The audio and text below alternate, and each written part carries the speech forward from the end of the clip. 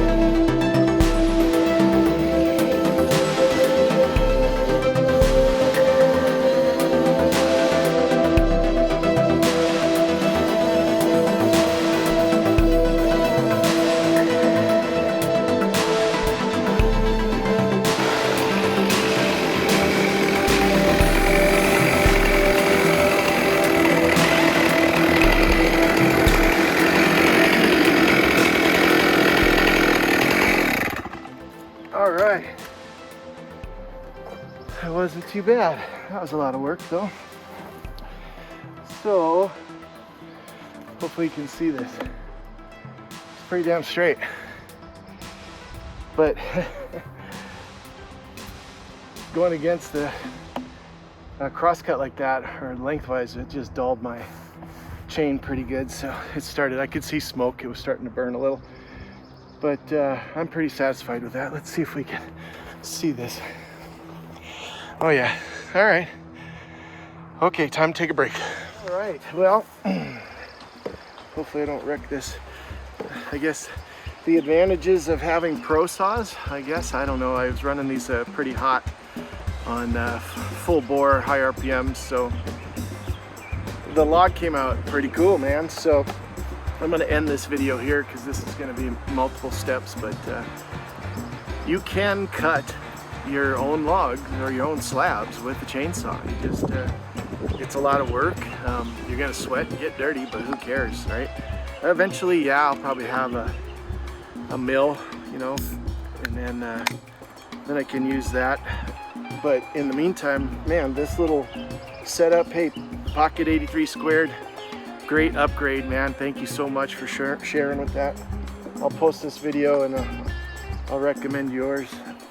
And then, of course, the big steel, the 441, and then my little 250, yeah, 250 or 261. So steel, you got a good product here. So I'm gonna take a break. I gotta sharpen both of these chains, and stay tuned for this, because the next carving's coming out of this one. So thanks for watching, everybody. Like and subscribe, or maybe not, might not be your thing. So.